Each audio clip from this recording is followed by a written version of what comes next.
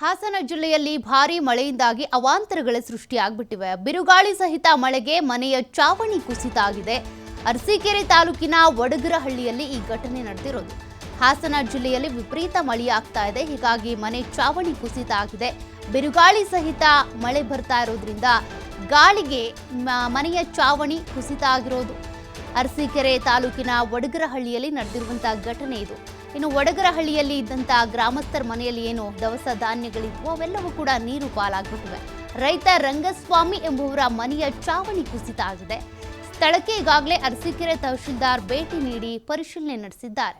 ಎಷ್ಟು ದವಸ ಧಾನ್ಯ ನಷ್ಟ ಆಗಿದೆ, ಜೊತೆಗೆ ಮನೆಯ ಚಾವಣಿ ಕೂಡ ಕುಸಿತ ಆಗಿರೋದ್ರಿಂದ ಹೇಗೆ ಸರಿಪಡಿಸಬಹುದು, ಏನು ಪರಿಹಾರ ಕೊಡ್ಬೋದು, ಇದಕ್ಕೆ ಸಂಬಂಧಪಟ್ಟಂತೆ ಈಗಾಗಲೇ ತಹಶೀಲ್ದಾರ್ ಮನೆ ಹತ್ರ ಬಂದು ಪರಿಶೀಲನೆ ಮಾಡಿದ್ದಾರೆ. ನೋಡಿ, ಆ ದೃಶ್ಯಗಳನ್ನು ನೀವು ಗಮನಿಸ್ತಾ ಇದ್ದೀರಾ. ಮನೆಯ ಚಾವಣಿ ಕುಸಿತ, ಮತ್ತೊಂದು ಕಡೆ ಮನೆಯಲ್ಲಿದ್ದಂಥ ದವಸ ಧಾನ್ಯಗಳೆಲ್ಲವೂ ಕೂಡ ನಷ್ಟ ಆಗ್ಬಿಟ್ಟಿವೆ.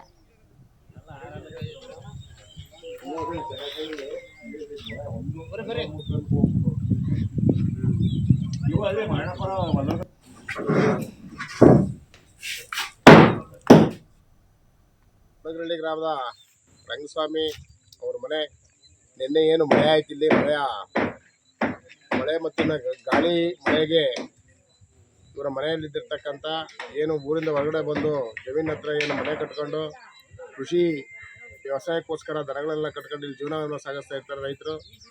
ಅವರ ಸುಂಟ್ರು ಗಾಳಿ ಹಾಗೂ ಮಳೆ ಗಾಳಿಯಿಂದ ಮನೆಯ ರೂಫು ಹಂಚು ಹಾಗೂ ಶೀಟೆಲ್ಲ ಹಾನಿಯಾಗಿ ಮನೆಯಲ್ಲಿ ಇದ್ದಂಥ ದವಸ ಧಾನ್ಯಗಳೆಲ್ಲ ಮಳೆಯಿಂದ ಎಂದೋಗಿ ಭಾಳ ಸುಮಾರು ಒಂದು 2 ರಿಂದ 3 ಲಕ್ಷ ಅವರಿಗೆ ಲಾಸ್ ಆಗಿರ್ತದೆ. ಜಾನುವಾರುಗಳಿಗೂ ಸಹ ಅಲ್ಪ ಸ್ವಲ್ಪ ಸಣ್ಣ ಪುಟ್ಟ ಗಾಯಗಳಾಗಿದ್ದು ಅವು ಸಹ ಭಾಳ ತೊಂದರೆಲಿರ್ತವೆ.